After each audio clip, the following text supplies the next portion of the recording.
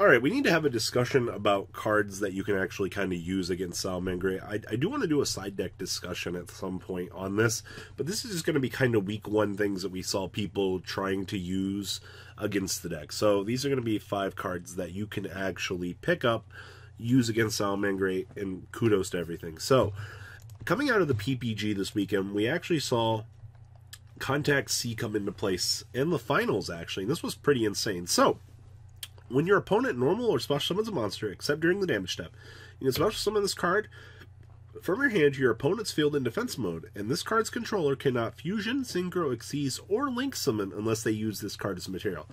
Now, this is actually a very unique condition that is passed on to the Salamangreat player, because most of their stuff, all essentially the Cyverse of Violentix requires level 4 lower Cyverse.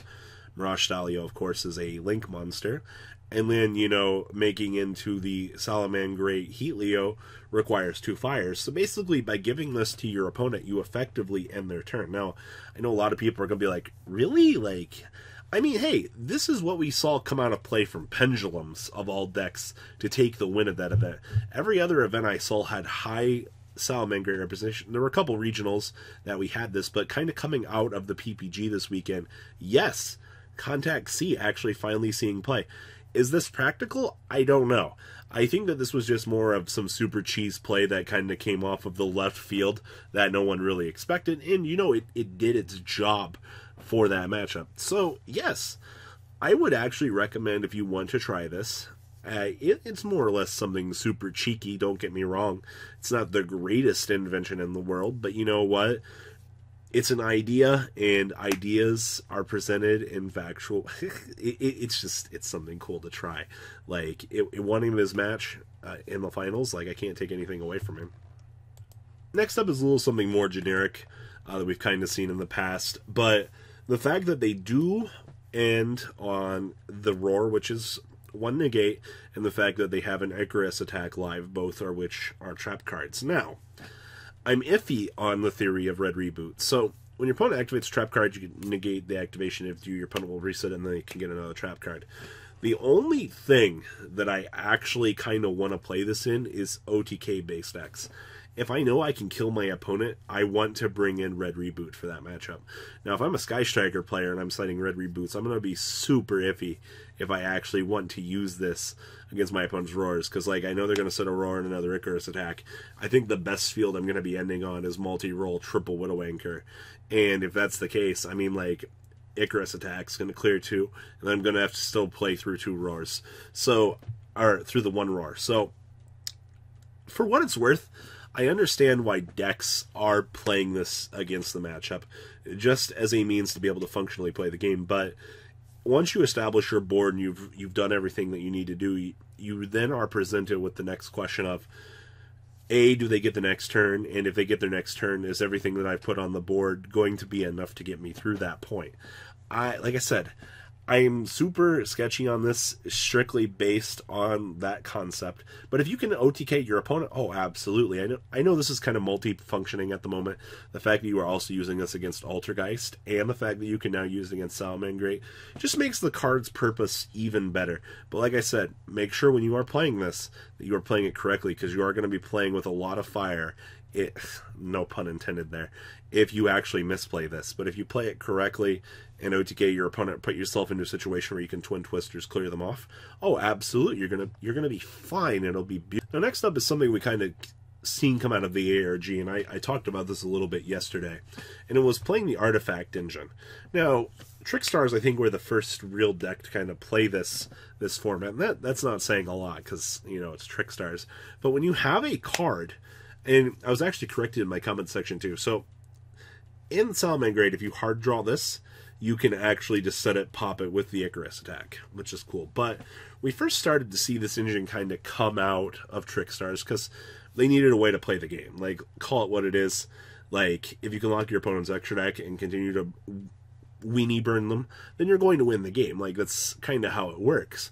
But in a format where going first, you want to have means to stop your opponent, then absolutely, this engine right here is what you want. And I think it's kind of crazy the amount of people that have kind of just disregarded this card's existence for the longest time. I know trap cards are pretty bad. I get it.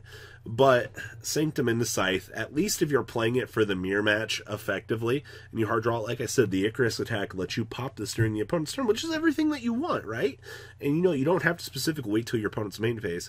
You can shotgun trigger it during their actual draw phase or standby phase for the pop if you really want to, or you can just, you know, wait till they actually do something and then bait this, destroy this and the other card, and you'll be in a better position. So you've got decisions to make when you're playing this. Well, not really. It's just lock your opponent's extra deck and go. But I think the 1 Scythe 3 Sanctum package that we've started to kind of see pick up into today's format, I don't know if it's going to stick, because I heard a few people talk about consistency issues with it.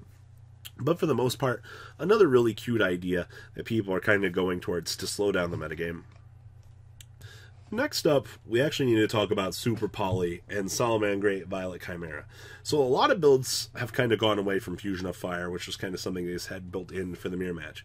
But with Super Poly, you basically are going to fuse a Link monster and a Salamangreat on the field. Okay?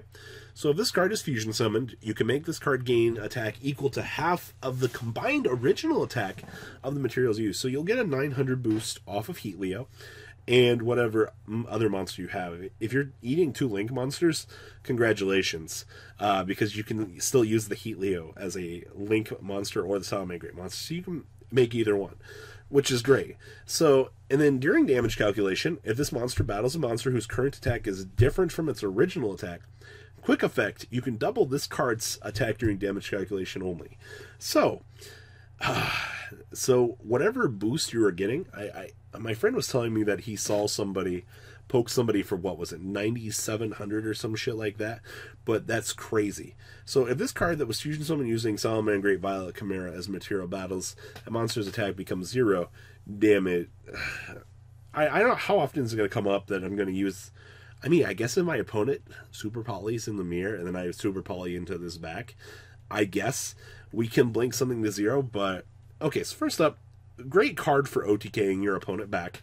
I think this also gets around the Roar, which is actually pretty good. But I mean, the Icarus attack is still kind of online, which will probably just pop this back anyway. But for a 2-for-2 commitment eating off of your opponent's field, this card is fucking fantastic for the OTKs. The overall potential that it has to end a game for you. Plus, like I said, it's the Sirocco of the archetype. They have a built-in win condition for the mirror match. I actually love it. So, interesting to note, Super Poly actually being a card that a few players are kind of going towards for the current format to kind of save face, I guess, a little. And then the last card that's kind of been seeing play right now, and this is mainly from Sky Striker. Now, I do know the archetype does have the ability to pop your opponent's spell and trap cards. I get it, alright? But a lot of Sky Striker players, and I think a few Salamangreat players have even mentioned that if you resolve this at the correct time, literally when your opponent just normal summons whatever they need to do, whether or not it's Gazelle or something, flip this before they make the Violence, and you'll be in such a good position. Literally, it only takes 1 turn for Sky Striker going first to set this up and do the thing. But once again, this is a going first card, and we've already talked about a lot of things in this format needing to be go first, establish it, win the game. Salamangreat has a lot of auto win buttons against it. Now, Salamangreat are main decking Twin Twisters to counteract this. The Icarus attack will also get around this, but that's only when it's going into like game or turn 3, turn 4, depending on how the game state is being reflected. But for the most part, this card will get you into another turn. If you're a Sky Striker player, it's an excellent, excellent, excellent means to make sure that the game state is able to come back to you.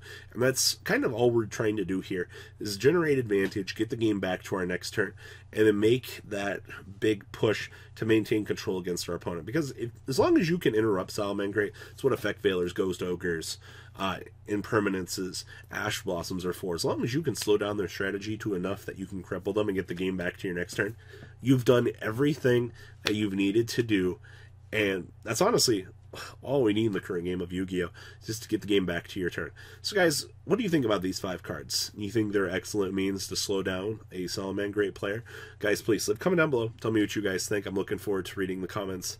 As usual, I'll get back to regular discussion videos. It's just much easier to edit on the computer version while my throat is absolutely terrible. Alright guys, I'm out. The ride never, well, truly ends.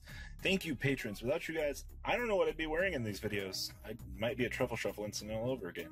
Guys, please also check out VanCole40 for some awesome Vanguard content. Some other interesting stuff you might find up here on the left or in the description as well. Thanks for watching.